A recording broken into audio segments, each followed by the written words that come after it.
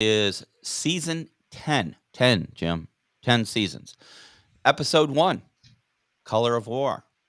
We're coming to you live over the interweb from all around the United States of America. And wherever you are in the world, welcome to the show. Today, we're going to do our typical. We're going to do catch up. We're going to do some news because Marty does have news this time. And we're going to talk about Color of War and much, much more in 3, 2, 1. Big Duke 6 Eagle Thrust. Put on side war off. Sing it loud. Into the Romeo Foxtrot. Shall we dance? You are listening to the Sitrep podcast, your source for everything related to historical wargaming.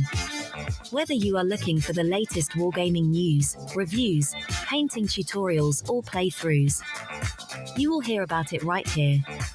So grab your favorite beverage or brush and let's hit it. All right. Welcome. Good morning, everybody. Good morning. Yeah, we got the crew here. Everybody's present, accounted for. Here we are. So, okay. As tradition, what have you been doing since our last show? And guys, this is season 10, episode 1. Yes. So, we used to do goofy seasons. We did more like the British format where you had a series, right? And we could have multiple seasons in a year. Now we are just down to a season in a calendar year. So this is season 10. Chris, what is this I see? You're DMing a game? I am not. Oh, that's GMing. Okay, GMing, DMing, whatever. Same diff, but what are you DMing or GMing? I was the game master at Flight. So I was there with all the games that we brought over from Critical Grind. And I was there to assist anybody who wanted to get going in one of the games. That's very cool. Yeah. It would be nice if we had people. Nobody showed? It was not that nice out, so scared off some people.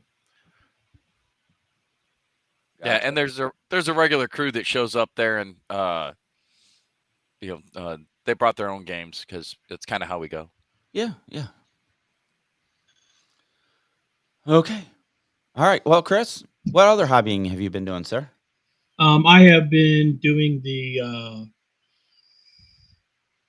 I've been working on my Sublight Gravelords army, and I'm in the middle of building direwolves right now. Okay. Very cool. Also, one of the trivia questions at the game that we played at Flight was direwolves. Yeah. Oh, I thought it was. What does Chris not do? Paint. Oh no, yeah. I was gonna say that's paint. That's not trivia. That's facts. That's just a thing. But I will be getting some painting going on. Hopefully this week I will be receiving my new airbrush. Nice. I'm about this close to pulling the trigger on one. Yeah, I was looking at their website and I'm like, do I want that one or do I want the Angel Heraldez special? I couldn't decide. So, and I need a compressor, Well, so it's like, turns out, Okay, you are not buying a compressor again with me. Not going to happen. Chris, that was wife 1. Mm-hmm. Wife 2, the right wife, is very cool. Yeah, and she's not like that. I know. But except when it comes to guns. I did get my ass chewed a lot when it came to the compressor.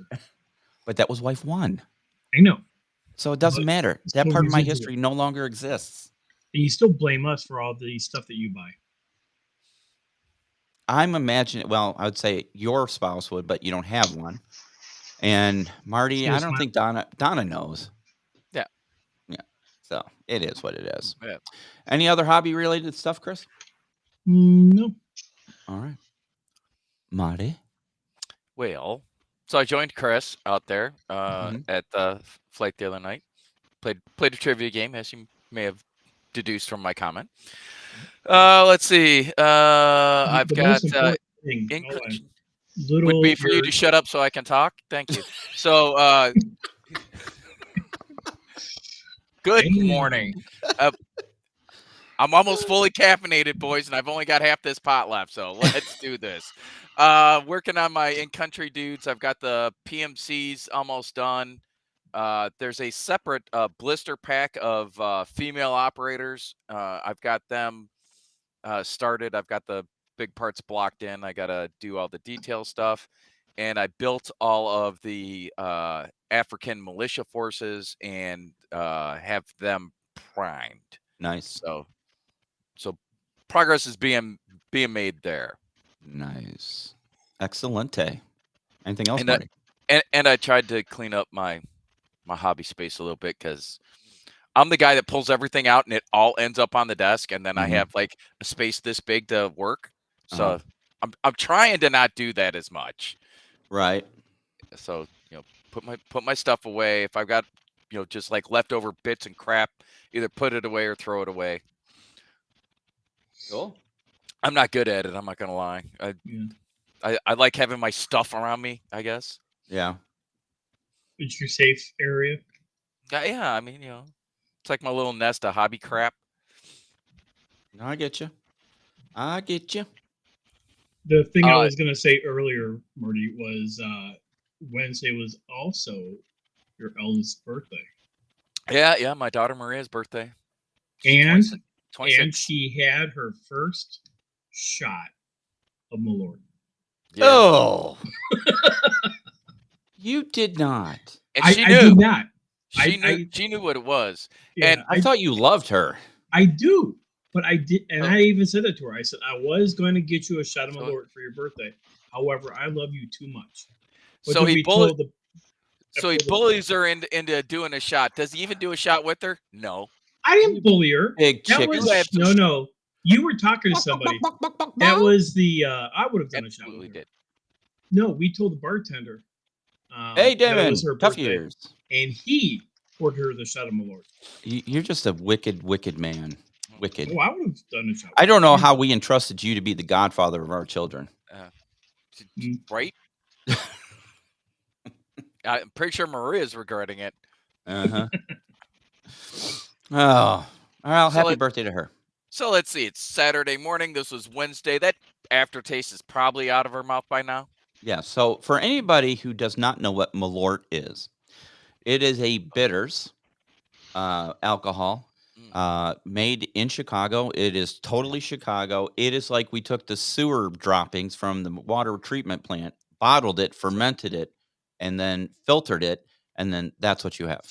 So Jeppson's, a Swedish company, well, not like from Sweden, but right. A person of Swedish descent, has a distillery in Chicago where they make this.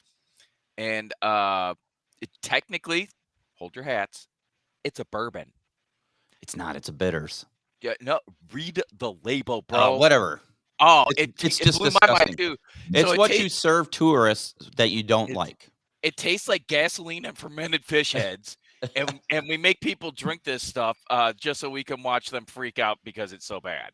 Right. Mm-hmm. So yeah, we get the tourists with it. Now we do have a thing that we call the Chicago Handshake, which is a shot of Malort, and if you're in the right classy joint, a can of Old Style to wash it down.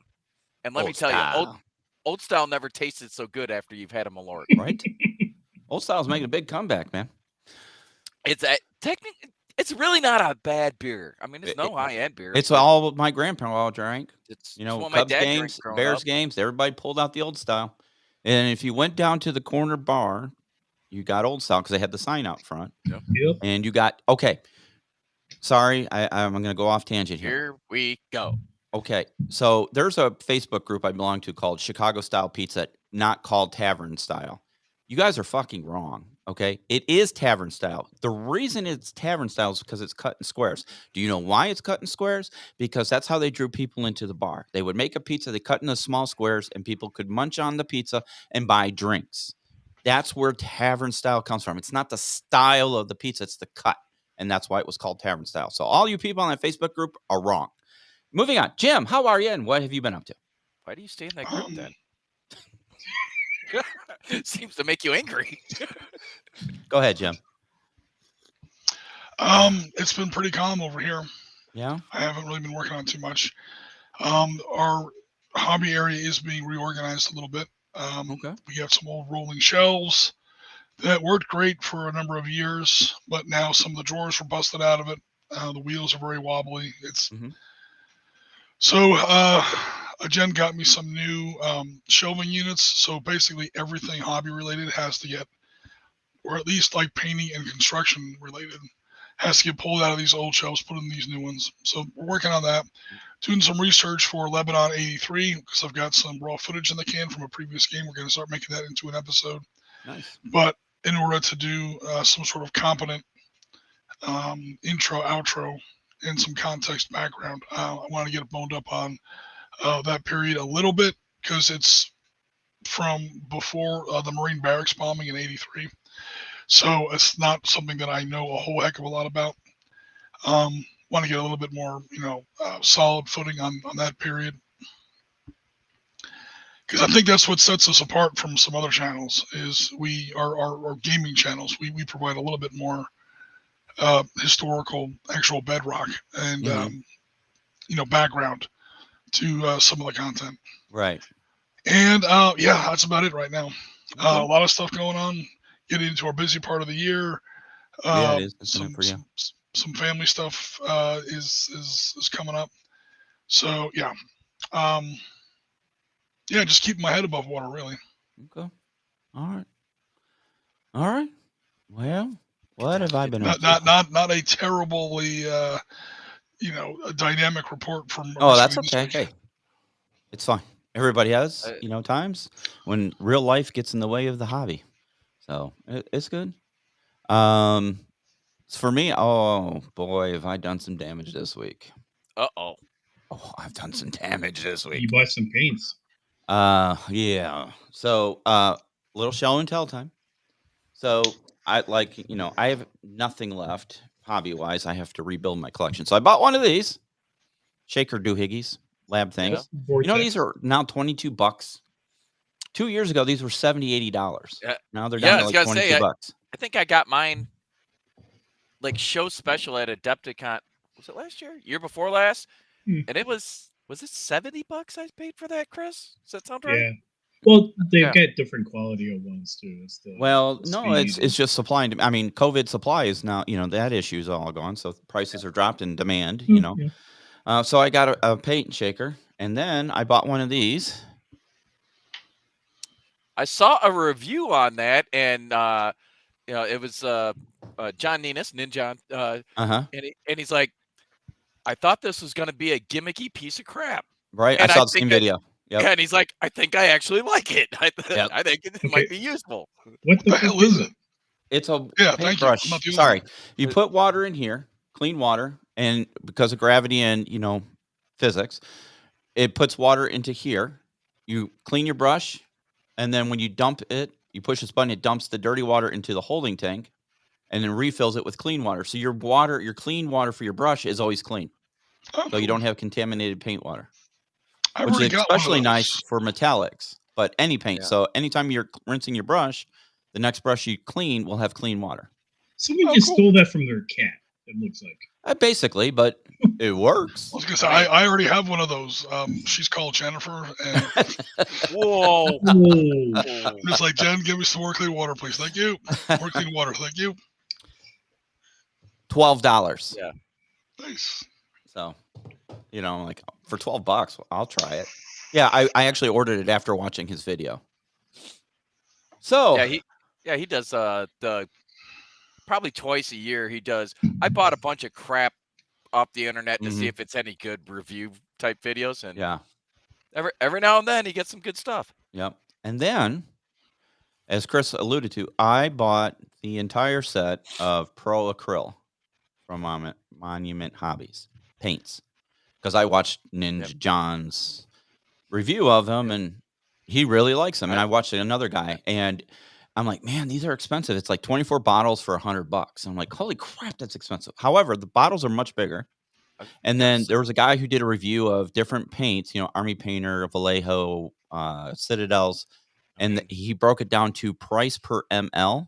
Yeah, The that's price 22 difference was no different. 22 milliliter bottle. Yeah. Versus what's 17. TW 17.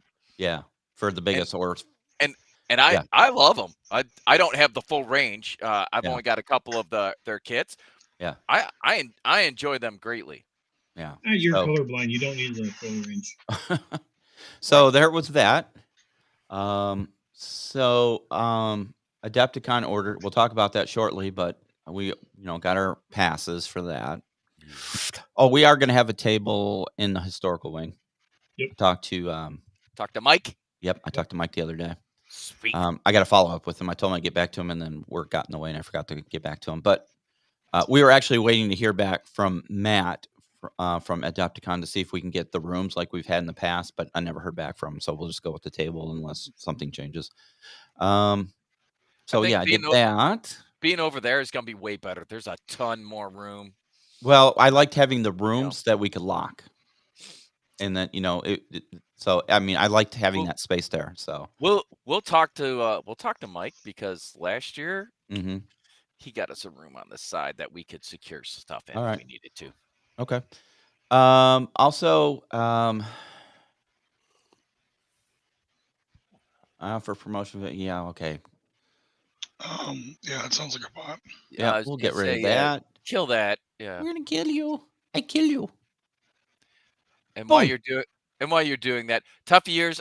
Magically, I had no tech issues this morning.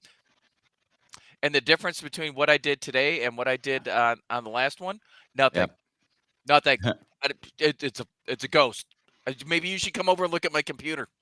I think there you it's go. So Tuffy Ghostbuster over here to right. Look at Marty's tech. Who you gonna call? There's some gremlins in the machine. And then last Saturday, a week from today, there's a small miniatures company called Games Workshop. I don't know if you guys have ever heard of them. Are they new? It's a little place out of Nottingham. Had a release of something called the Old World. You went all in on Old Hammer, didn't you? Yes, I did. Wasn't Bill making fun of people for buying Old Hammer? Okay. But I have to be honest with you. I do like the look of the Bretonnian Knights. Yeah, because they look like colonial and bread. To be honest with you, it is something Dawn will play.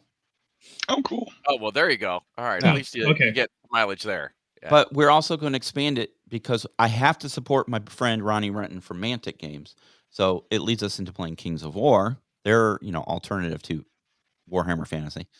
And you can use any models there or their own. But anyways, yes, that's something Dawn is interested in playing. Go ahead, Jim. What were you I was just going to say, I heard that Kings of War has improved their rule set. Mm-hmm. Because at first it was clunky. It was fine for fantasy, like some of the stuff the units can do. Mm-hmm. But then they started to flirt a little bit along the edges of either ancient or medieval historical. Yeah. And I was like, all right, all those little things we could overlook before. Now I have a problem. Like, have you guys ever done close order drill? That's not how formations move. You pivot perfectly in place. I guess if every single unit in your medieval army was the Marine Corps silent drill team, maybe you could maneuver your units that way. Mm-hmm. But from what I understand, some of the, especially movement rules, some of the movement rules, like the whole bounce back bounce back 1 inch or something like that, that rule's been cleaned up. All right. So yeah, there's that. And so yes, I have your old Kings of War stuff. So yeah, I don't want to. I was gonna say I might have to bust those out and see what's useful. Word of warning, that is one of the original Kings of War starter sets made in rustic. Ask anybody about rustic, and they will pull their hair out. It's terrible material. The parts don't fit right. The minis. Now they make them in hard plastic. So, but we're actually thinking of taking our getting Lord of the Rings minis and making our armies based on Lord of the Rings minis, because you can use pretty much anything. We'll probably get a start. Yeah. My plan is at some point is to do a comparison video of Warhammer Fantasy, or Old World as they call it now, versus Kings of War at some point. So I did that. Then I did something else. Uh-oh. That wasn't enough. You I bought mean- something from GW. So You're already on a payment You- plan. I mean, you remember how he said that he had a good week? Yeah. Wow. So I was like, I'm failing my historical friends. And since Jim is like our excellence on par of World War II and thereabouts, I went somewhere you should never, ever go. The Warlord webpage. hey, you know what? Oh no. Bye, Bill. I'm not sure who's taking over the channel now that Well- Bill has just disappeared down the endless black hole that is Napoleonics. I was gonna say, we'll miss you. I'm surprised. So you yes, didn't I get bought the. Wolf on. We'll talk about this when we do Colors of War. Hence the title, Colors of War. Next week will be, Bill Sitrep 6, a retrospective. Yes. Yeah, you notice Oh. Dawn's not around. She's working her second job to pay for Bill No, this last week. I'm not going to brag, but I got a pretty decent raise, so we're good. Wait, what? We're good. You get a raise? I got told Did they that. mention? Yeah. I got told that I should enjoy the fact that they keep me employed. You did get a raise, Marty. They let you buy what, $6,000 in ammo? Oh yeah, they did pay for my ammo. That order, by the way, that order dropped. I'm just waiting for it to come in. And seriously, it was $5,700. When it Wow. comes to Napoleonics, it could be free. I mean, they can pay you to have Oh. the miniatures. Oh, they'll do it It's- too, just to suck in. Yeah, that's what I'm saying. It's still it's one of those. I don't know what the difference is. Like World War II is technically a larger subject, Mhm. but it's like you can somehow surface out of World War II easier than Napoleonics. Anyone I've known who's seriously gotten into Napoleonics, that's pretty much been their thing, like for at least a decade. I don't know what it is about that subgenre. It's kind of crazy. It's almost evil. Right. Something about Napoleonics. Well, yeah, I like the colors. Yeah. Napoleonics is definitely, can take on its own world, obviously. But harking back to the days of when my dad and my uncle played war games on the basement floor, using lead minis, it was either American Civil War or Napoleonics. So, I remember sitting there watching my dad paint a whole bunch of those things. So I'm like, you know what? We do a lot of other stuff, and we've tried to expand our historical content. So it just popped up in my Amazon. Hey, look at this! And I went, okay, bought it. And then Cool, they said, Amazon. hey, how about Pike and Shot? And I'm like, oh no. That's another whole era. That's Yeah, I'm like, I got to finish something first. My Yeah. pile of shame has grown immensely. I still have to finish all my Legion Imperialis stuff. I literally need to take a week off of work just to finish everything. So, You They- should have they bought weren't- your Wolf on Napoleonics. but yeah, I'm excited to dig into those. Pike and Shot. They weren't even using flintlocks yet. They were still using matchlocks mostly. Yeah, So the rate of fire is a lot lower than even for what we consider black powder. right. And how that affects the game is a lot more movement compared to fire as far as that coefficient goes, and that means that there's going to be a hell of a lot more. Hence Pike, there's Yeah. a lot more Yeah, melee combat. Melee combat requires movement. If you can't, that's why people. I think the last recorded bayonet charge officially was the Scots Guards at the Falklands. There was actually, a fixed bayonet, and they caught some Argentinians in the back, and we're probably not going to see another one. no those kidding. again. Yeah, it's Damon. what's that? Damon. It's the law. What is this? What is this black magic of which you speak? Yeah. Right. No, the only reason I mentioned Pike and Shot is because it came up as a, hey, you might be interested in this because it's in the epic scale. They have Did, Warlord has the epic Oh, scale okay. stuff, and it's Pike and Shot. So it's Are Did, the Napoleonics in epic scale too? they Like do have 28? that too. But I'm like, you know what? I want some 28 mil because I'm like, There we I'm go. going to finish these guys and paint these guys. I have no place to put them. So what I did is let me share He the bought a game screen. store. That would be cool. That would be cool. I'm just I'm planting the not going to seed. lie. Might take a while, but we'll get there. Right. Toughy Ears Pike and Shot is usually English Civil War, but not I bought always. that. Oh, to this- nice. Oh, well, Jim knows all the words to that. I'm pretty sure he's in that same mode. So I bought that to put our minis in. Very nice. Yeah. That is cool. Yeah. So, all right, let me stop sharing this. Boop. Yeah, I So- showed my case and my dad. That The one my your dad built, actually- right? Yeah.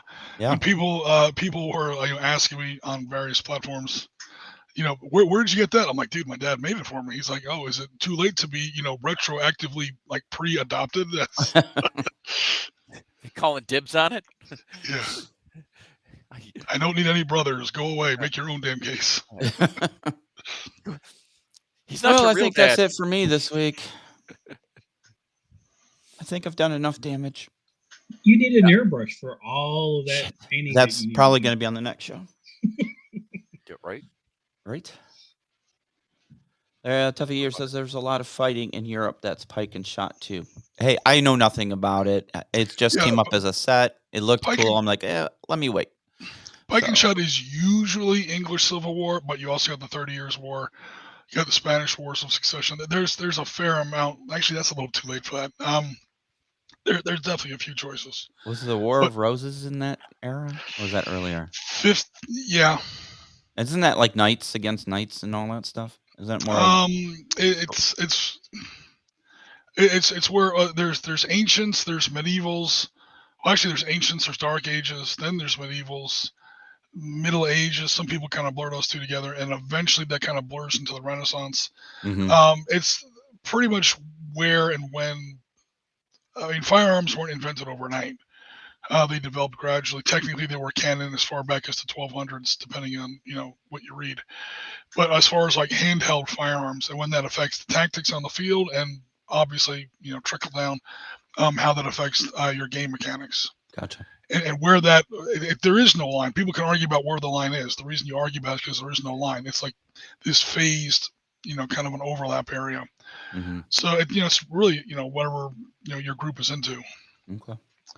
But yeah, so 1600s is the 1600s is squarely in the middle of what people call pike and shot.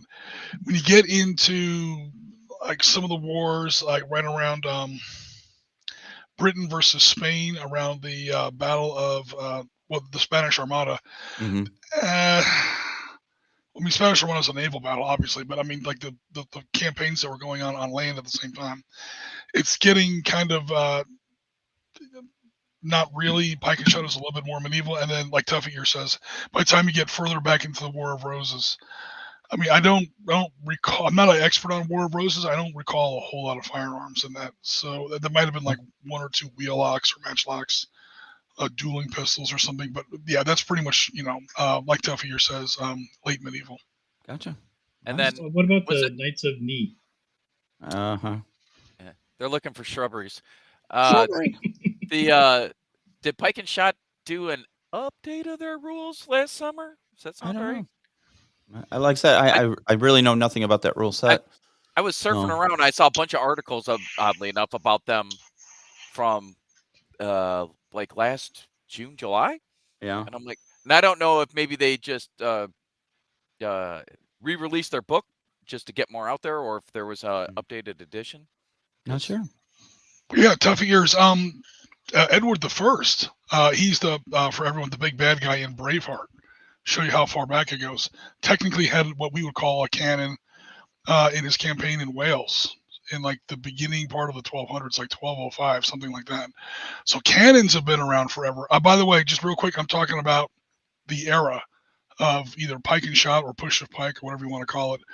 I don't know anything about that specific. Yeah, you guys are talking about a specific game system. Yeah, game system called Pike okay. and Shot. There's a rule set called so there's pike and shot, the rule system, and then there's either push of pike or pike and shot, or whatever you want to call it. That's the general era of warfare that runs generally I'm being very general here, late 1500s to probably Yeah, because by the time you get to the late 1600s, you've got Charles XII versus Peter the Great. You've got Louis XIV versus Marlborough, Churchill's ancestor. I don't remember any real pike in that. That's going to be pretty much plug bayonet. That's about it. That's when you had literally a pistol, a musket. Mhm. Usually, they were mostly up to actual flintlocks by then. And your bayonet wasn't even something that hooked on the end and then went over or under like a modern bayonet. It literally just stuck into the weapon, like right down the muzzle. Yeah, this is the set here from Warlord Games. Nice. So it's like cleaning rods. Basically. Yeah. So yeah, just little epic things and set. Like, hey, you might like this. So epic scale is epic scale is like 6mm. I can't. Yeah, I think they say theirs is 8, if I'm not mistaken. Honestly, that's the way I would go, because one thing about those battles is that they're big. Yeah. In order for push to pike tactics to work, you have to have these big pike blocks, and I'm sure a 28mm table on that scale would be impressive to look at. In fact, I'm sure it would be. But you're gonna have to have like a 12-foot table. Yeah, I was gonna say it'll also fill up in my driveway. Yeah. Anywho, so there's that. So, go ahead, Mark or Jim. Are you still talking about your catch up or whatever? No, I'm done. A little bit of news from down here. Nothing I've accomplished. All shout out goes to Jim Dundorf, Mark Ritchie, Ron Merriman. It looks like we have actually, against all odds, gotten our lease for another year at our club. Mm-hmm. So we will be. So that's. I've got like 3 episodes I can make with the stuff I have in the can, but we will be. There's a little bit of news down here, so that's where a lot of our content in 2023 came from. Was out of that club. Nice. So that's why I was always like, I'll make an episode now and then if I can. I wasn't sure if we were gonna have a club because I can't make this shit in my dining room anymore. Right. Not only is it a pain in the ass, but it doesn't look good because we don't have good lighting here. Every table looks like it's in the shadow of a mushroom cloud because the lighting is so, I'm like waiting for my guys to leave little shadows on the board because that's all that's left of them. So War of the Roses was 1455 to 87. That's a little too early for push to pike. If I'm not an expert, but I don't remember too many firearms. Light artillery or early artillery, I should say, certainly. But getting back on topic super quick. The club is more or less back on. Mm-hmm. And next week we're doing some World War I. We might even try. You have something going next week, Bill, or is that the week after? For crap! Yeah, I forgot what week it is. Rorke's Drift. I think that's 2 weeks from now. Is that next weekend? It's the 27th of January, right? Let me look. Oh. 2 weeks. 2 weeks. Yeah. No, it's January 22 to January 23. So it technically would be next weekend. Okay. Cool. Why, did you have something you want to throw out for next week? People are asking me about the possible, because one of the upgrades we've done to the club is we're setting up some Wi-Fi in there. Okay. And if we can Wi-Fi, we might be able to live stream. I mean, we won't live stream the entire game because we've talked about running whole battles in live stream. But they're getting interested in live streaming from that. If you want to do a live stream or whatever next weekend, please do so, and I'll just do the content for Rorke's Drift the following weekend. That gives me time to edit it out. I honestly don't know if they even have it, so let's keep the schedule as it is. All right. And for next week, I'll just record. Okay. And cool. For those of us, or for those of you who are watching on social media or listening on our channels, welcome to our production meeting. Yeah, sorry. That's all good. That's what we do. It's our backstage edition. I mean, yeah. There you go. All right, Marty. Yes. It's I think it's that time, sir. I don't think it is. I haven't heard anything. You haven't heard anything. I don't hear anything.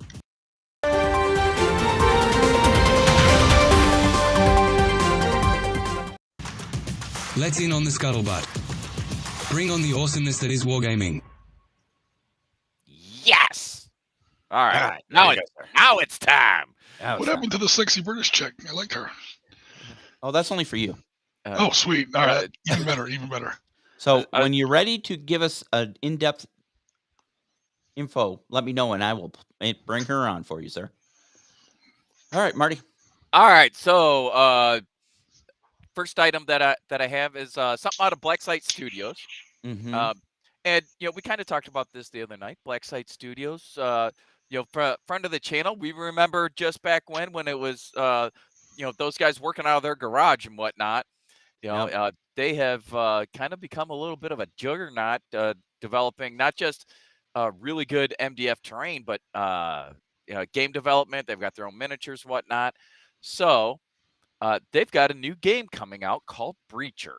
Right. So it's a modern combat game, near future. Basically, it's PMCs versus the world, taking care of business in places where maybe you can't, a nation state can't, officially be, or rich people are contracting them to, take care of their light work, political opponents, that type of stuff, whatever. So that is coming out here shortly, Nice. and they one of the things that they said is that you can easily adapt this into like a futuristic cyberpunk if that's your thing as well. I don't think it's necessarily written that way from what I can tell, but if that's your jam, you can do that with it as well. Okay. So very nice. Check that out if that seems interesting. Just go to blacksitestudio.com and you'll see the ad for Breacher there. Very nice. All right. You ready to move on to your next one, sir? Yep. Next up, this is from Spectre Miniatures, and we kind of mentioned this the other night as well. But this is what they sent out in their newsletter. Hold on, I'm missing it. Oh no. Go ahead. Just go ahead and talk about it. I don't know where it's at now, but go ahead. All right. So they sent out a newsletter about a week ago Friday, and they're talking about their plans for 2024, and they seem pretty ambitious. They said 2023 has been a great year for them. It's the most successful year in the company's history. 2024 will be their 10-year anniversary. Wow. Of launch of the company. So, they've got some big plans. As they say, they don't want to lay out a concrete plan because we don't know how that goes. But this is what they expect to do. On the miniature side of the house, they are looking to do at least one release every month. Nice. So it could be one or more sets of infantry, vehicles, or scenery. And going forward, they're going to be producing miniatures in resin as well. Okay. With some printed single miniatures.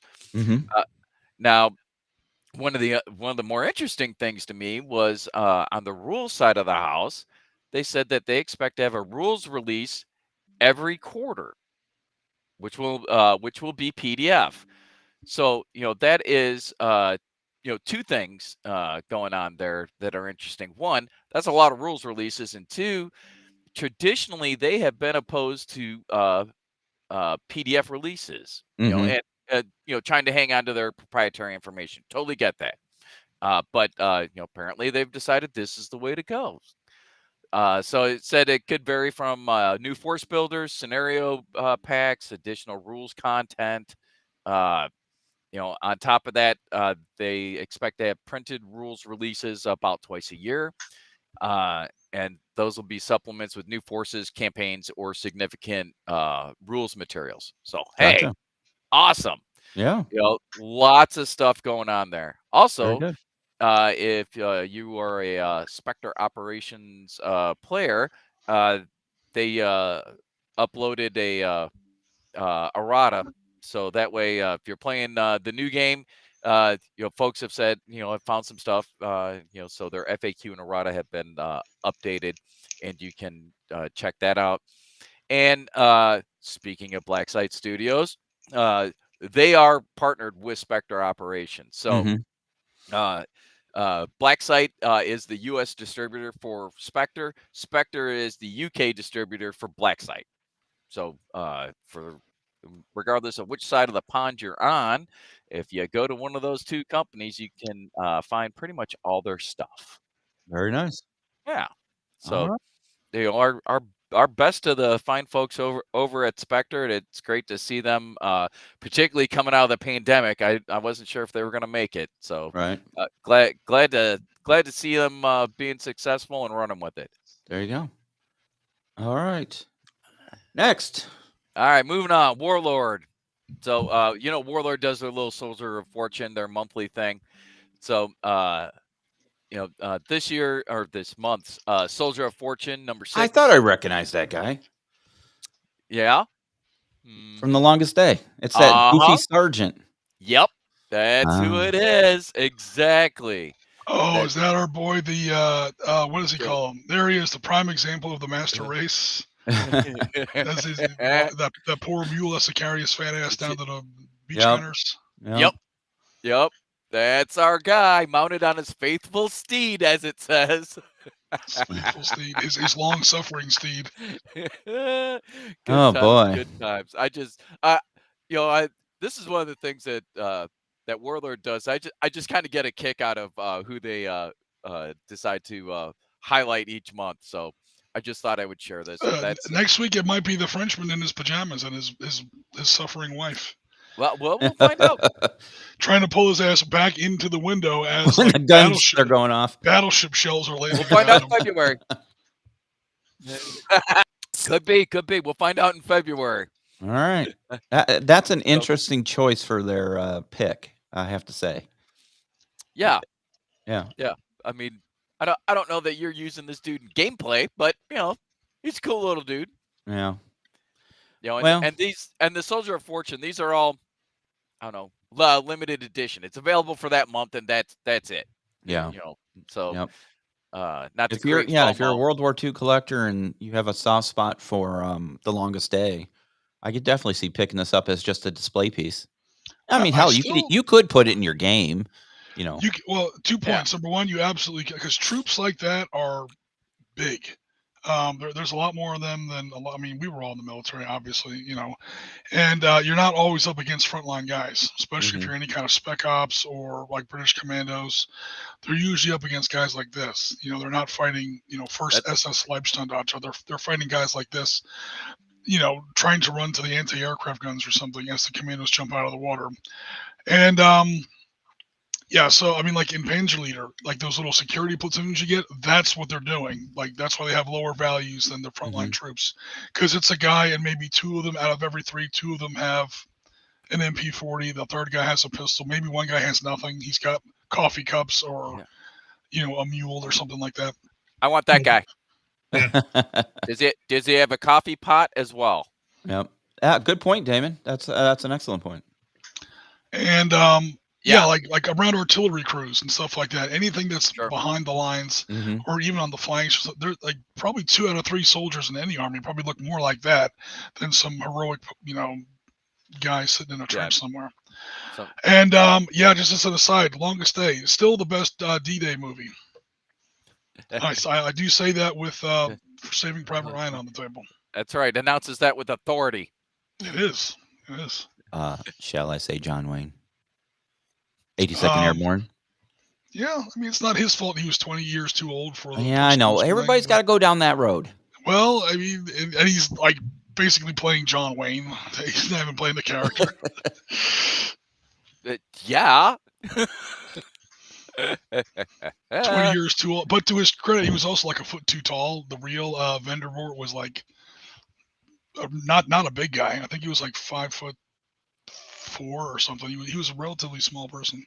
Not 5'4", but he wasn't tall like John Wayne. He was the minimum that you had to be in the army at the time. Yeah, well, he was 5'9" when he started, but after 6 or 7 jumps. All right, moving along. My spinal cord is an accordion. What happened? Right. All right, and then a couple of final items regarding upcoming conventions. So Adepticon coming up March 20th through the 24th. Registration and the crew will be there. Yes, we are. We, myself, Chris, Bill, Dawn will be there. Jim, you're always welcome. You're invited up. I know you told us to go pound sand already, but I didn't say it like that. He's like, no, I'm not going. He politely declined. No. No, I don't wanna do it. As we've previously explored, sometimes I'm communicating on 2 wavelengths. Yeah, And, it's you cool, know. man. But yeah, we plan on No, being there, I having kid. a setup somewhere so we can live stream each day.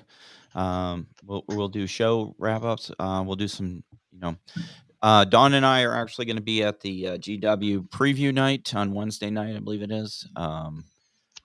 I've actually reached out to Warren at On Tabletop to see if they want us to do some coverage for them as well. So, Oh, you know, nice. we'll There's a see. blast from the past. All right. Right. I mean, you got to remember, Adepticon was how we got started in this whole mess. Literally. For those who don't know the story, so way back 2013, it might have been 10 years ago now. I was talking to Warren. I wrote an article about, of all things, the bolt action rule book. And, you know, we started talking. I said, we're going to go to this show called Adepticon. I knew nothing about it at the time. He goes, oh, you are? Would you like to cover it for us? I'm like, sure, you know, whatever. So that's when I said, hey, Dawn, guess what we're doing? And she's like, what? We're going to cover Adepticon for Beast of War at the, you know, as they were known at the time. She goes, what's Adepticon and what are you talking about? So I had explained. She goes, what's miniature wargaming? So, well, 10 years later. Years later. So it's in the Warren, the classic British guy gets the colonials to do the fighting for him. So yeah, that's how we started down this road. But yeah, we'll be there and covering things and all that stuff. Yep. So yeah, if you are into miniature wargaming, Adepticon is the show for you in the United States. It is all well, I can't say that anymore because they now do board games and stuff. They're actually having board game championships or something like that. Yep. But 99% of it is all miniature wargaming. Yeah, and of that miniature wargaming, about 50% of it's going to be GW stuff, mostly 40K. There'll be Age of Sigmar. Yep. I think there's some Lord of the Rings as well. There's some Kill Legion Team. Imperialis. You know, all the scope. And then another part of it, you have usually big tournaments for like X-Wing. You know, a lot of those games. So the Star Wars Shatterpoint. Yeah. So there you go. Yeah. So Adepticon kids. So get it while you can. Yeah. And they have a new 2-tier badge system. Yeah. So in the past, they've had 3 tiers where you've got your regular badge that, you know, gets you in. You had a premium badge that you got a swag bag with. And then you had the VIG badge where you literally needed a wagon to haul all your swag around. Right. Because it was a ton of stuff. So they've gotten rid of VIG and premium and kind of Frankenstein them together. Mm-hmm. So now, and they call it advanced. So now you can get your regular badge, and that's $55, and that gets you in for the whole show. Or you, for $1.25, you can go and get the advanced badge. The nice thing is, there's more badges now, more advanced badges. So there's 2,000. I still think they're all gone. Are they gone now? Oh, I mean, they're still a limited number, but there was. I'm sure that they're probably gone by now. They were gone that day. Were they? Because when we bought ours, there was actually quite a few left. I was surprised that there was that many left, but there was only probably gone by 700 now. left when I did my registration, and that was I Over don't know, 7 minutes after it opened. Yeah, but it's a great show. They have a lot of great workshops, seminars.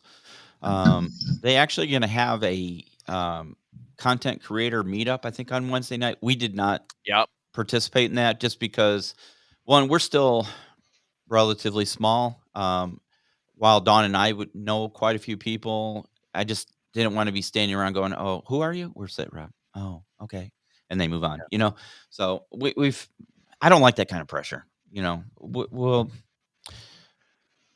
just let's do our thing. Just let's do our thing. We might do a meetup if we had enough people we knew that were coming. We might, you know, hey, there's a place we can meet up at and have a few pints and whatnot. But so everyone wears the same shirt and you have some merch on hand and you have like even cards you can hand out.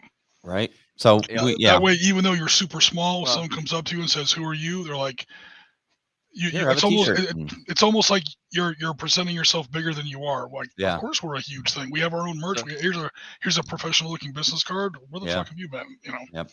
Yeah. It's fake it till you make it, kind of a thing. Exactly. And on the so the historical stuff is all over in the Hyatt. Yep. You know, so you've got more space there. There are places where we could do a meetup right there. If we wanted to have a cocktail, you can go to the hotel bar, which is cheaper and better than the one over at the Renaissance, Yeah. where the main show is. And two, they've got the what is that, City Works Yeah. adjacent to them. Yeah. And they've got a bunch of craft beer in there. It's pretty good Oh, selection. and even better, the parking. Yeah, there's a place to park over you there. can actually park with inside of the building. Nice. You know, Cool. and speaking of the Hyatt, so they've got 118 events scheduled over there this year. Yeah. So And I this think year's that's where gonna we're have the- staying. I Yeah, think we're there's- staying at yeah. the Hyatt. yeah, there's plenty of stuff going on there. Our friends over at Lead Pursuit are even doing a class. hobby painting class there. So Mhm. painting aircraft and the vehicles and whatnot. So that's exciting that they're starting to get hobby stuff on the historical side, and they're doing it right there with the historical folks. Nice. And then there's also 224 other hobby seminars that are Yeah. scattered around. Just So about everything. So there was a couple I was thinking about going to, but I'm like, no, this year I want to get back into and really hone our skills, and then look at probably next year. I'll be honest with you, there wasn't too many artists that I really interested in doing. There was only a couple, but that's fine. It's no big deal. There'll be plenty to do. All right, what's next, Marty? And then Gen Con is coming up. So badges for Gen Con 2024 go on sale in about a month, Sunday, February 11th at noon Eastern time, gencom.com. Same deal as always. Continue to offer thousands of ticketed in-person events. They sold out their exhibit hall again, so that will be packed. They're doing an outdoor block party. They've got a beer garden and food truck and live entertainment, all that jazz going on. And they are doing something special. I don't know exactly what it is, but 50th anniversary Dungeons and Dragons in 24. Oh, So- that's always a good time. That is So- always a good time. I was gonna say I'm betting that'll be pretty lit. There's gonna be a bunch of stuff going on.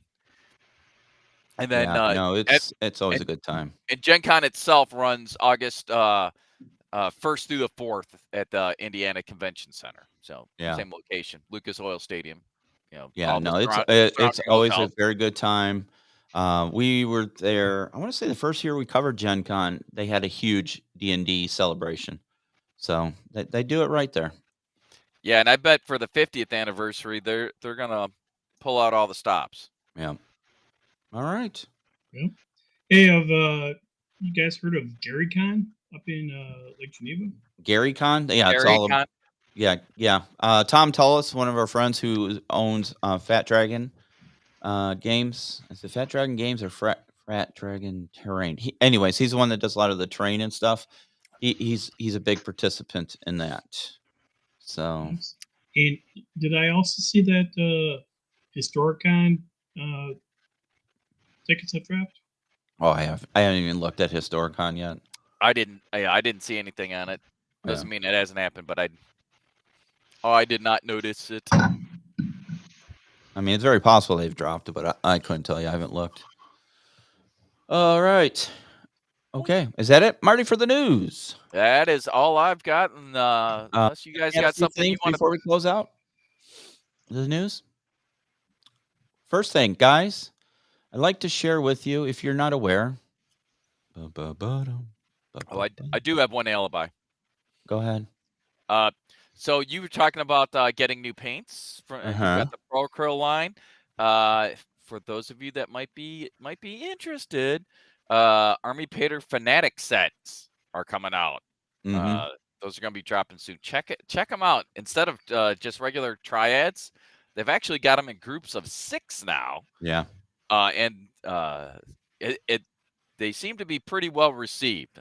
Yeah. So take a look at them. It looks like they've got really highly pigmented paints that they've really have solved the issue where, a lot of times people would bitch about the paint separates from the medium. Looks like that is a thing of the past. Well, we'll see. So I'll yeah, reserve my thoughts until I buy a couple bottles and give it a test. exactly. But I went all in on Army Painter. I had their whatever it was, their mega Mega set or set. what, they had every color they offered, and they didn't mix very well. like I It was hard. I mean, I'll go open minded, but I just invested quite a bit into this Pro Acryl, and I hear the stuff is amazing, and it's worth the money. So hopefully it's true because I've never yeah. used it, but Well, yeah, I think personally, I think you'll be very satisfied with Pro Acryl. I love their product okay, that I use. okay, Uh, but the Army Painter paints, uh, I think they finally fixed all the crap that they've gotten over the years with their paint line. They've seemed to have invested a lot of time. They've got a lot of high-powered dudes on the paint team, so to speak, that actually uh-huh, help develop it. So Goober Tom Hobbies is there. The Uncle Adam is there. Sam okay, Lenz is there. I mean, yeah, there's some very respectable painters, and I oh I yeah, like to think that they're not just straight up shills. So right, hopefully this is a good deal. You know, I'm not telling anyone to go out buy all 266 or whatever it is. They got a crap ton of colors, yeah, whatever that is.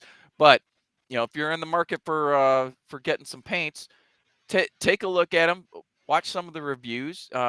Like I said, they've been pretty well received, and I think that they might be onto something. Particularly, I like the way that instead of the triad, they've got these kind of groups of 6, and right on the bottle, it'll tell you which one it is. yeah, And where it falls, so you can see what's to the left or right if you need to go up or down. If you're using it as a base and you want something to highlight with, or if you want something to create a little darker shadow. mm-hmm, That information is right there. nice, I also like their naming convention, so they'll have the name of the paint, and that could be dragon purple or whatever it is. I'm just making up paint mm-hmm, names, but then along the side of it, it will tell you dark blue, purple, there you go, so you can tell what it is. By the way, as the guy that has red green color vision, I'm partially colorblind. Having that color description is a big deal to yeah, me right, Yeah. because sometimes I'm not so good at figuring it out. Not gonna there you lie. go, all Now, right, I want to throw in there while mm-hmm, we're talking about it. Adepticon, if you are in the area, stop by Fort Wapple, is it, mm-hmm, Marty? Yep. And you will have an opportunity to try a lot of the different paints that are out there. there you Oh go, yeah. So Fort Wapple has basically all the different brands. So you can do Citadel, Procurl, Chimera. I mean, you name it. They have racks of everything over there. They're not door prizes. You don't get to take them with, but you can go over there and they have paint stations set up. You can grab some stuff off the rack, paint it up, and who knows? You may end up sitting next to some of your favorite YouTube painters as well, because a lot of those guys end up over there for a while. Yeah. there you go. So try it out there. All right. So I Yeah. just wanted to give a shout out to our merch supply room, the SitRep podcast supply room, where you can get some really cool looking merch from coffee mugs, t-shirts, tumblers, the classic long story short pint glass, Still do the shot glass. steel tumblers. I don't know why I don't have this, but I'm going to be updating this soon with some new sweatshirts and other products. So be on the lookout for that. And then lastly, There Are you go. going to have There's other your realms shot there glass. as well? yes, probably. I wanted to give a shout out to Flying Pig Games. They have a new game coming out called, well, it's I not saw old that. school tactical, but that is one of them. But they have, where did it go? So they're classic, hex and counter games. Modern War Armageddon That looks interesting. I'm actually was looking at that on Facebook. on Armageddon, and you can print and play it. War. Yeah. So if you go to, I think it's Wargames Vault, you can actually print and play this game, and it's platoon level, if I'm not mistaken. Yeah, it's platoon level, like right now and / near future Yeah. kind of game. I don't know how many. Of course, you can always kind of make up your own, but I'm not sure what. How many different areas are available yet? But Mhm. I just ran across that on Facebook and it looked pretty interesting. Yeah, it caught my eye. And then almost like a Twilight 2000 war game kind of a thing. Yeah. Like it's finally happened. All right, now what? As far as, but from a wargaming perspective, rather than a, which we did that once. We did Panzer Leader Twilight 2000 once. That was a relatively popular stream. I got the shit kicked out of me, but that was kind of the point. If you guys know how Twilight 2000, Tough Ears will tell you how Twilight 2000 actually starts in the setting. Yeah, tend to start off in a rather bad way. So there's a lot of interesting stuff from this company. So if you're looking for, and they actually, you can get the Vassal mods for free. So you can play it if you have Vassal, however you pronounce it. You know, if you want to play it virtually, they have the mods. Pretty much every game of theirs. You still have to have the rules and stuff, but they like, here's the living rules PDF, so you can pretty much play the game virtually. So I thought that was pretty cool. I wanted to. I saw it, came across that just like you did over Facebook. So I thought I would, mention that as a news bite.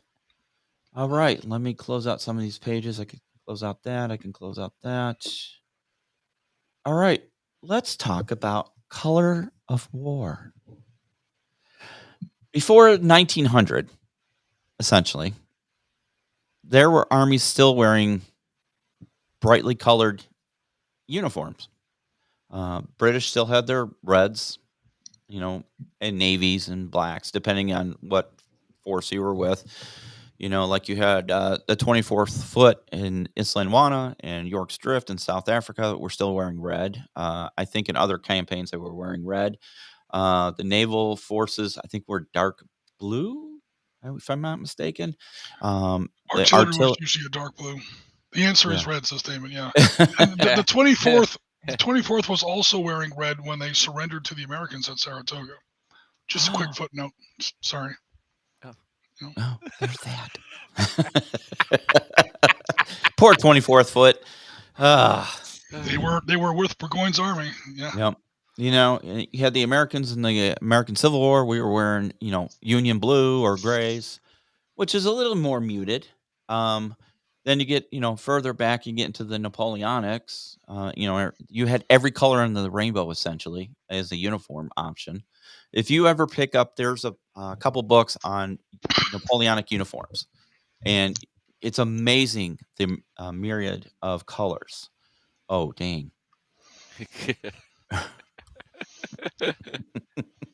But and I was wondering why they had these uniform color choices and big giant flags and things like that. I think I figured out, and Jim, correct me if I'm wrong. This is my hypothesis. I was going to say there is a reason for it, but go ahead. When you had your commanding generals sitting on a hill overlooking the battlefield, they wanted to be able to tell what unit was what. And since they didn't have radios and stuff, you had to look at their banners and the colors of their uniforms. That's my opinion, or my thought. That's actually pretty accurate. Yeah, I mean, there was an actual tactical reason why. Well, number one, those unit standards, usually had like the regimental colors, and the regimental colors, and then you had, of course, either the national colors or the king's colors or whatever. And yeah, the drums and the fife. They weren't just out there to make noise. I mean, that was how the army communicated with each other. Yeah. The little bugle calls and even the different tattoos that they would play on the drums, those are tactical commands you had to memorize. Oh, this means retreat. This means wheel left. This means wheel right. Because there's no way anybody could yell, that loud over that much noise going on. And yeah, the colors, helped you identify, friend from foe. It was supposed to reduce, friendly fire and fratricide. It's pretty tough to accidentally shoot at the guys in the bright red coats when you're fighting guys in, dark green coats or whatever. You can usually tell, even through a lot of musket smoke. So yeah, it helps with battlefield control. And yeah, it's a time when command and control was nowhere near what it is now. Yeah. So that led me to And conversely, the weapons weren't considered lethal enough. In fact, they really weren't, not till the Civil War or the Crimean War. post Industrial Revolution weapons, so 1850s forward. They started to like you mentioned the American Civil War got a little bit more muted. Yeah, it started to get a little like maybe we shouldn't wear bright red coats with white crosses, right Aim across, here. literally give the enemy a aiming point. Because the weapons weren't considered deadly enough or long range enough to where that kind of thing would make a difference. Nowadays, in fact, I've run across this on Mick and Payne's leader counters. Everyone looks the same. Yeah. If you actually put like that new ACU camouflage that the Army's using, you put what the Russians are wearing, the Chinese are wearing, and you're trying to like put those patterns on your Payne's leader counters. You have to make the counter background different because there's no way to tell them apart. Yeah. Yeah, they're very similar. Everyone's got to hide. Everyone, camouflage is a thing. That wasn't the case back in the day. Yeah. So, not only that, but I'm looking at these. I'm like, wow, I can actually use colors other than brown, black, beige, and greens. Yep. So and I think from a game, you can use the rest of that mega set. Yeah, the others, 100 and something colors. But it looks so good on a table when you have these rows of British guys in their red coats, and you have the French in their blues and grays. It looks visually appealing. I mean, it's very impressive to be able to see that because, like, you remember the game of Ultramodern Combat that we did? Yeah. So I had 4 dudes in a house. Well, I had 2 dudes in the trees in front of the house. You couldn't find them. They didn't. Yeah, they didn't. Yeah, they didn't even know I had those 2 dudes there until I moved them. And of course I did not move them until after they engaged. And then that's bad enough. I've had games where I've forgotten my own guys. Yeah, we're literally taking the table down, and we moved some trees. I'm like, oh shit, I had another fire team in here. That might have helped 5 minutes ago. I mean, it turns out camouflage works. Yeah, right. A little too good. So you guys are mentioning how impressive it looks. That brings up another thing. This might not be so much Napoleonics, although a little, but you can go further and further back. Even in the Napoleonics, you had like some of the guards regiments were still wearing I know definitely the American Revolution still wearing those big bearskin hats. It's meant to be visually impressive because back then intimidation was thought to be a pretty decent. Armageddon War, DW 118. We were being brightly colored is like, I don't care if you can see me or not, we're coming straight for you. And see these bayonets, they're about to be in your intestines. Yeah, the whole point was to be seen. Yeah, it was to be intimidating. And this goes, like the big crest the Spartans used to wear and stuff like that. They would actually shake them around on their head, and it was supposed to be scary. And so a lot of times it worked. Yeah. So back then, looking physically scarier. Nowadays, that doesn't mean anything because you're a little black dot off of the front, the fuzzy tip of my front side post, from 550 meters away, and you're done. I don't care what you look like. But back in the day, it would make a difference. You're down before you hear the bullet. Or you're just the area where I'm calling the airstrike. There you go. Or artillery. You're a grid reference on a map that used to exist. Yeah. Good luck with that. Now we're going to turn it into a glass parking lot. So, I thought bring some color to the battlefield. And, there is the giant rabbit hole that is Napoleonics because... We'll miss you, Bill. Well, like I said, Jim's got WW2 pretty much covered, man. And I don't know what it is about World War II. World War II is a bigger ocean, but you can, for some reason, players can dip in and dip out. Maybe because there's different regions in Napoleonics too. I don't know. Yeah.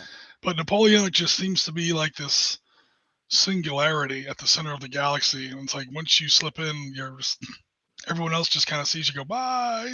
Yeah. And you know what? And the funny thing is, what you say is very true, but it doesn't apply to like American Civil War. Oh, American Civil War is a much smaller pond. Yeah. The battles are smaller. It's all on one continent. The troops look there are variations in American Civil War uniforms, but not Mhm. nearly as much as you see in Napoleonics. Yeah. All right, so here's a question for our UK friends talking about the American Civil War. Do you guys like playing it because it's just Americans killing Americans? You're like, haha, it serves you right. You don't care who wins. Just throwing it out there. British playing Americans in the Civil War is like Americans playing the Eastern Front in World War II. It's no matter who gets wiped out, it's you have a good feeling. I hear, but I hear a lot about our friends over in the UK that do play it, and I'm like, Yeah. I wonder what the draw really is.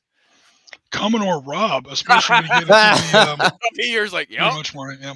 Commodore Rob, an old friend from the UK and on tabletop. When he gets into the riverine warfare, up and down the Mississippi, the Cumberlands, and all that stuff like that, he knows his shit. I'm embarrassed to say he knows more than I do, and it's my fucking war. And how does this get? So it's I should know more than he does, but I don't, because it's one of his things, especially that little part of it. Yeah. So, to our people out there watching and listening, what is your favorite pre 20th century army, battles era? Because, like I said, I just something about Napoleonics and the color and the pageantry of it, and it sounds stupid because it's still war and people die and get hurt and all that stuff. It's still war. There's still It plenty just of red. seems different, Yep. In a way. Has anybody seen the new Napoleon movie? Just asking, is it worth People watching? People who know a lot more about Napoleonics than I do have told me to stay the hell away from it. Okay.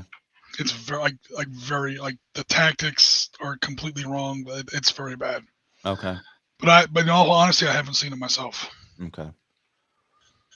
All right.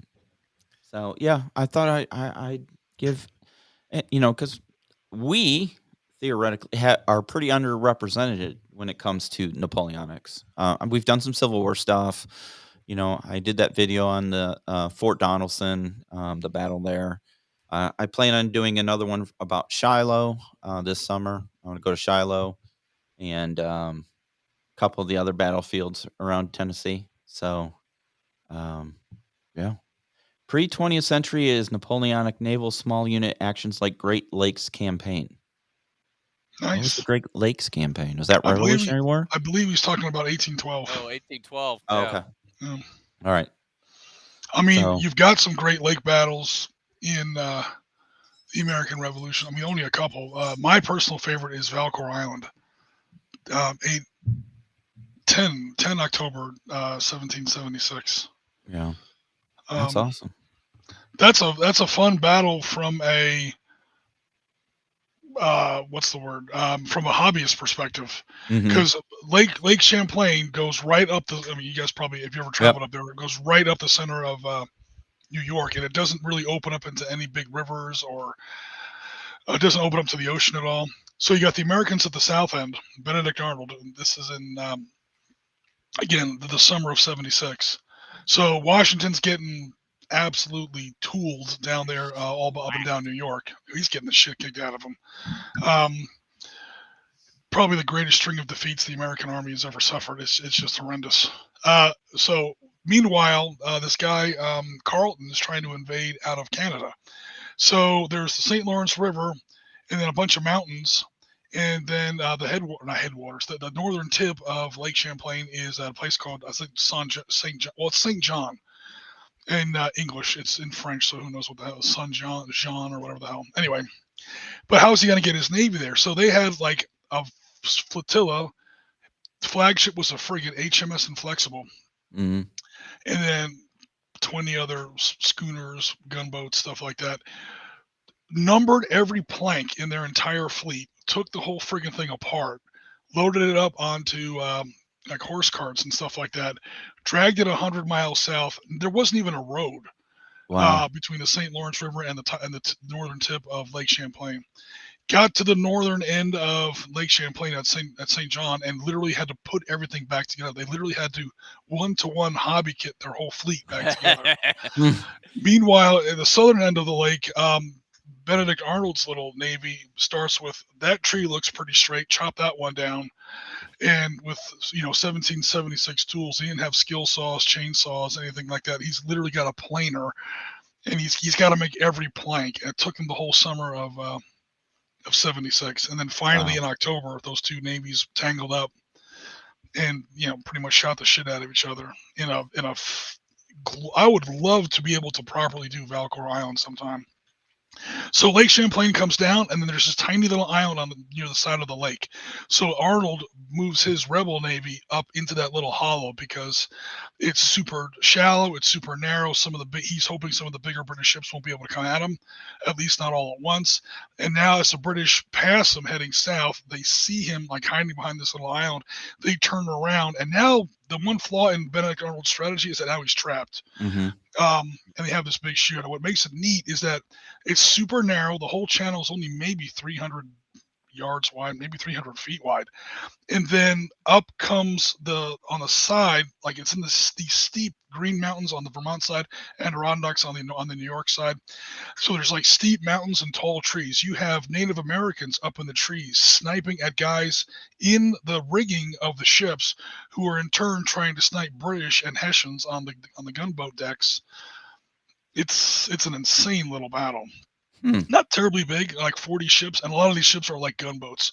So basically, like the big flatboats on the side of those old wooden sailing ships, the Hessians will put a big 18-pounder right on the front, and that's a ship in their navy. So it's a small battle, but definitely crazy.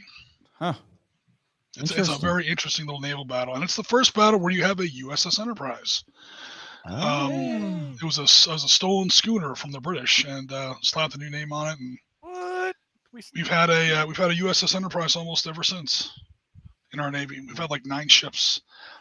We've got a new one coming up. I think they're scheduled to commission her in 2025. Finally, we haven't had a USS Enterprise since CVN 65. That's the one you see in the first Top Gun movie. Is USS Enterprise. CVN 75, and now she's going to be the 3rd ship in the new Gerald Ford class. So awesome. Yeah, that's going to be pretty cool. So, I am trying to work a little magic behind the scenes for a special video to happen this summer. I've reached out to some friends of mine back up in Chicago, Wisconsin, Michigan area to see if I can get with them to dive in Lake Michigan on some of the World War II aircraft that are sitting on the bottom from the old aircraft carrier training. That's where we pulled up a couple, like the is it an F4? I can't remember which one. Is it a Hellcat that's sitting in O'Hare Airport? The one that's been repurposed. Hellcat is an F6F. Corsair is a F4U. So there are multiple aircraft sitting on the bottom of Lake Michigan from the carrier training. So I'm trying to get with them because they know the guys that have the coordinates, because it's pretty tightly held secret of where they are, so we can go dive on some of these aircraft. Oh, cool. Yeah, some of them are at the limit of sport diving, and it's freaking cold. It's Lake Michigan. You're at 130 plus feet. So we'll see.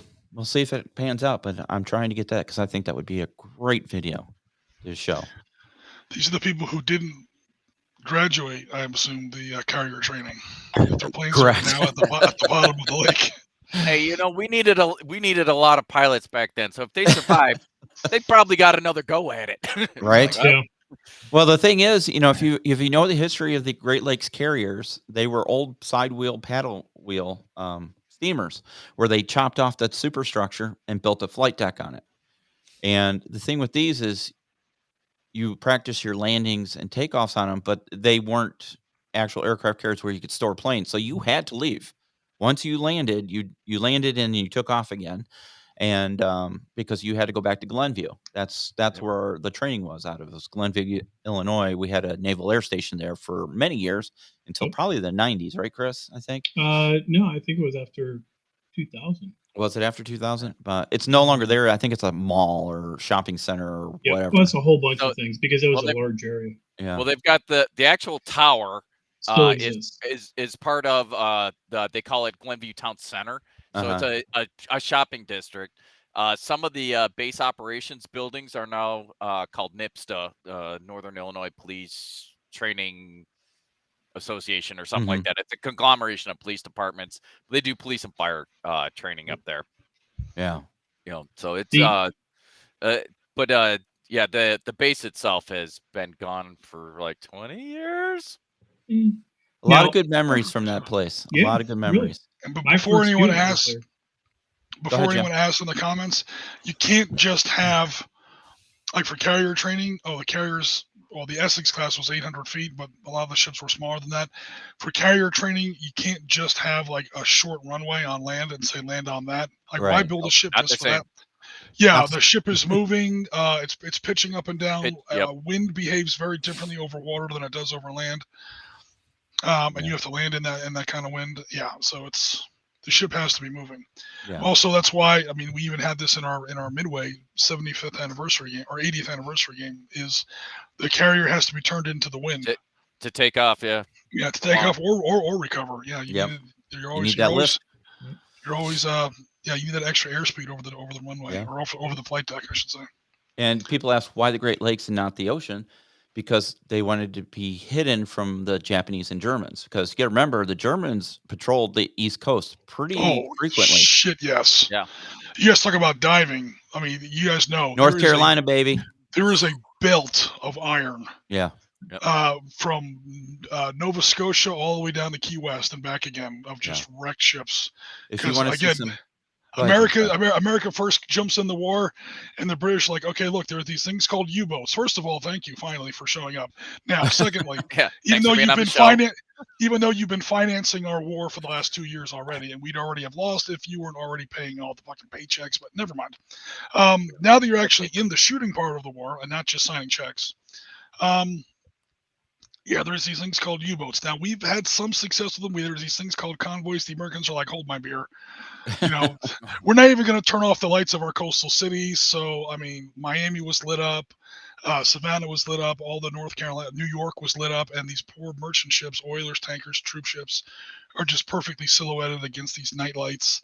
And the Germans literally called it the happy time. Because they couldn't stand it. I mean, every time they're about ready to loose a torpedo, they got to open up this book and find the silhouette of the ship and make sure it wasn't American. And now it's just like, oh, for fuck's sake, enough of this. We know they're already in the war. They're already sending over, this river of metal and men and oil and food and everything else over here. We're not allowed to shoot at them. It was very frustrating for the German U-boat commanders. And then when Germany finally declared war on the United States, the entire German military kind of shit a chicken. You declared war on who? The Americans? Are you crazy? Except the German U-boat commanders, whose response was more like, finally, thank you. Mm-hmm. Yeah. And send more torpedoes. Oh my God. Yeah, it was like that was the only limit. The Americans weren't escorting shit. They weren't shutting down their coastal cities. And even nowadays, if wrecks of World War II, there's like half of them are right within like 5 miles of the American coast. Yep. So the idea that America, especially German, but also some it was the only time America was actually fired on in World War II. A Japanese submarine surfaced somewhere off the coast of Washington State, I think. Maybe it was Northern California. And this little deck gun like shelled a little oil platform or something for like 5 minutes. Went back under the water and ran away. But American, German and German. I saw a documentary on that with John Belushi. It was great. Yeah, I think we squared up with the Japs on that one. Oh, I would say we came out of the head on that little kill ratio.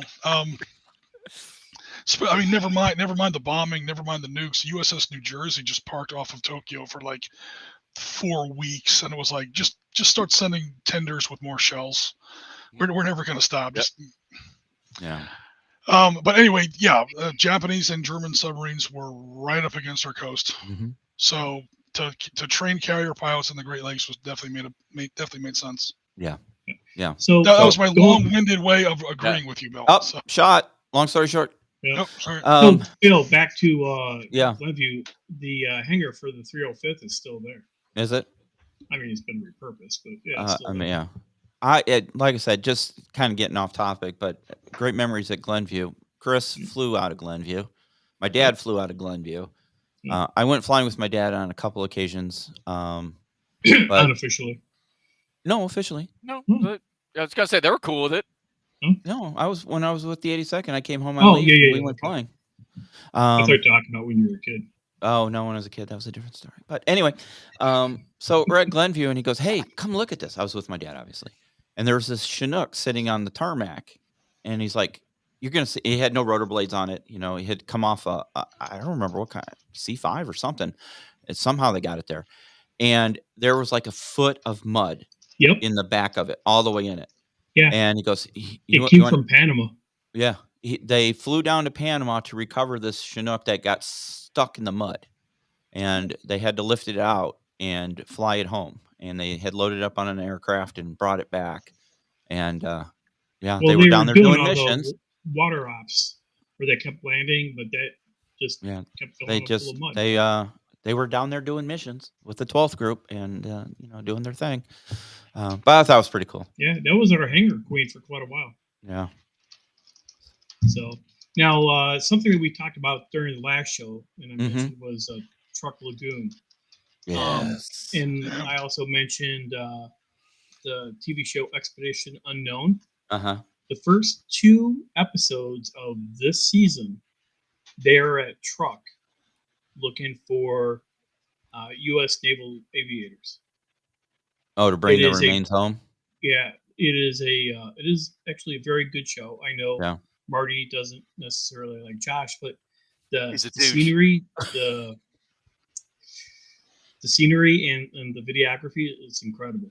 Oh yeah. And I just didn't realize how big Surprise Truck was. I mean, it's the size of Rhode Island.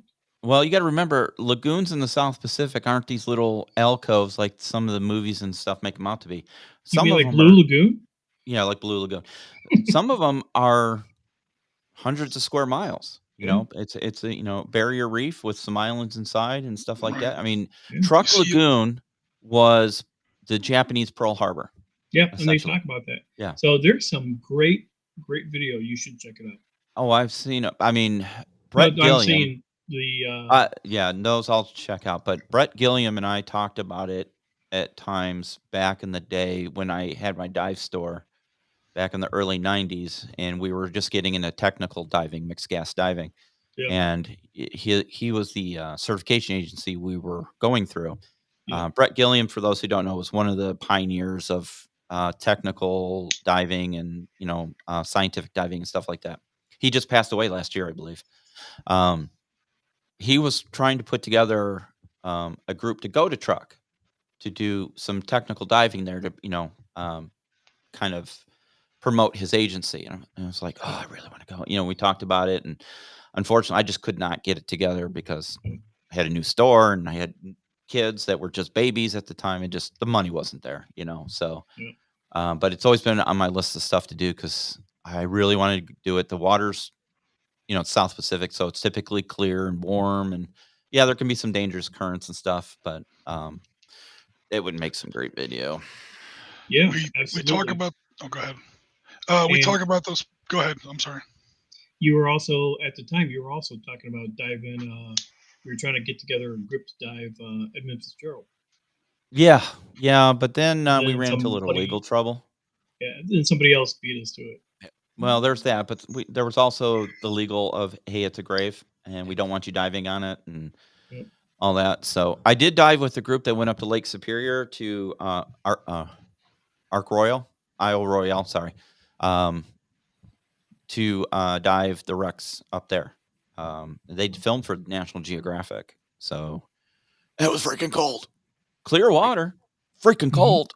So, the wrecks in the Great Lakes. If you're into wreck diving and historical stuff, go dive to Great Lakes because they found another wreck not too long ago. I want to say it's in Lake In front of them all Ontario the time. or Erie. It's what Ontario, Erie, or here. I can't remember which now. It's one of those three, and it disappeared during the War of 1812, and they found it, and it's in perfect condition, like it sunk yesterday. And it's wood because we don't have salt, we don't have worms, we don't, and our water's very cold, so it keeps it perfectly preserved. So we talked quite a bit about these lagoons, or they're not technically they're coral atolls, Mhm. which speaks to your point, Bill, about how big they are. Lagoon is basically like a little U in the water and so on and so forth. But a lot of them are called lagoons, but honestly, they're coral atolls or atolls, and it's the rim of like a prehistoric volcano that blew its Mhm. stack and then sank a little bit, and then coral grows on top of it. So there's a lot of either circles, ovals, or triangles of these little islands, and inside those very shallow, they make these perfect harbors. So America advanced across the Pacific on two major axes: the southern one under MacArthur and the Seventh Fleet, and then the center one under Nimitz with the Third and Fifth Fleets, depending on which one it is. And yeah, the one in the center was Truk. So the Mhm. Caroline Islands, I think, is right near where we would eventually set up our little base at Ulithi. That was kind of our version of that. And in the south, it was Rabaul. And these are islands that were never invaded, because the comparison we drew in episode 16 of the Op Center is, okay, we all know about Normandy. Okay, in Normandy, the Germans had maybe 10,000 people against our 180,000 people that we put on the shore on day one, and we know how tough Normandy was. Yeah. Rabaul had an actual navy defending it, which the Germans didn't have. Rabaul had a huge air force defending it, which the Germans didn't have, and Rabaul had 120,000 soldiers, not 10,000. So we can stop and just imagine what invading Rabaul would look like. Mhm. And Truk was kind of the same way. I mean, it was just this huge regional capital almost of Japanese naval and air power. And for Rabaul, there's a lot of Japanese army there as well, which is why they were never invaded. And so what the Americans did, they just bypassed it. We talk about what the tactic of island hopping actually is. That's a word that's misunderstood almost as much as asymmetrical warfare. If I had a goddamn quarter for every time I had to explain what island hopping actually was, the old line, I'd be, the Maharaja of the multiverse by now. But it's not about what you attack, it's what you don't attack. And Truk is definitely one of those places you don't, or I should say you don't assault. Mhm. You definitely attack, and that's why there's all those wrecks there. Because the Japanese had not a whole lot of warships comparatively, but all their support ships, troop Yeah. ships, tankers, oilers, tenders, cargo vessels, stuff like that. And it's just carpeted with all the wrecks. And then never attacked. I mean, there were still tens of thousands of people there when the war ended, and they got the message, and then they had to surrender. But yeah, they're huge. I don't know how deep. I don't know anything about diving, so I don't know how the water is. But yeah, that's why there's so many ships down there. Now, a lot of them are old supply ammo ships, so sometimes, like, some wrecks are off limits, from what I understand, because they still think there's dangerous ordnance on them. Yep. It's not that they think, they know. If you watch those episodes, Right. you actually see live torpedoes. Yeah, but like how dangerous they are. Like, okay, the casing might eventually corrode or something. I don't know anything about metallurgy. And now the A propellant live is out. torpedo, leave it the fuck alone. Yeah, especially those Japanese ones. The Type 93 Long Lance, it's got like a 950-pound warhead. Mhm. That's a lot of explosive to go off at once. I don't Yeah. care how old it is. Cool. Yeah, what, 52 ships that we put down?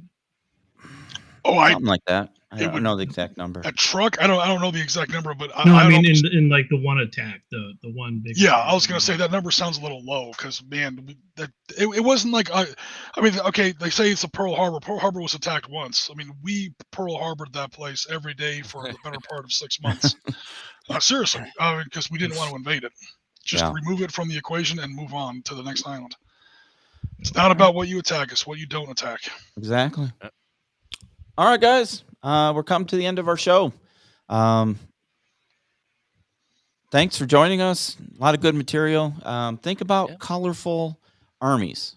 You know, Napoleonic, Civil War, Emu. even the American Revolution. I mean, you know, you had I was blues going and to say, reds and greens that's and- definitely mine. The Northern American Revolution, you have Native Americans up there, the Yeah. 6 tribes of the Iroquois. You get some crazy colors up there, like Yeah. the stuff they would wear and stuff, you know, definitely very interesting colors up there. Yeah.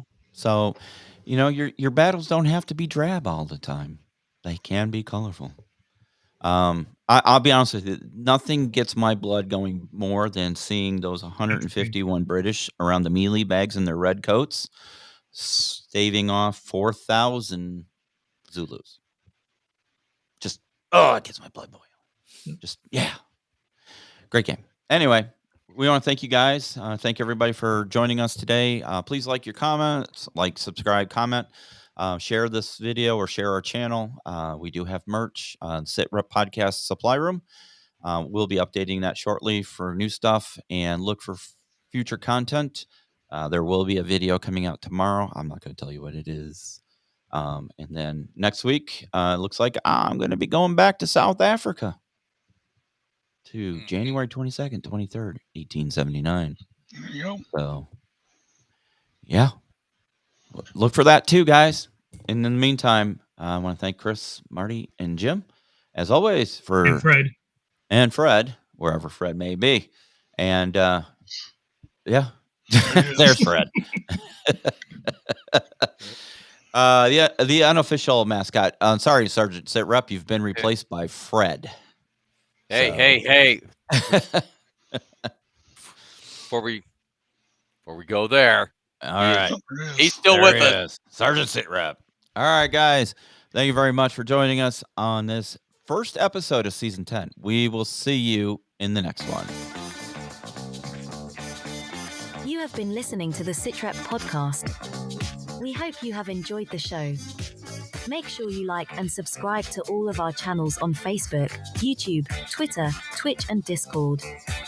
Remember to join us every other weekend for a new episode of the podcast, and don't forget our other programming on Wednesdays and Sundays. Thanks for listening.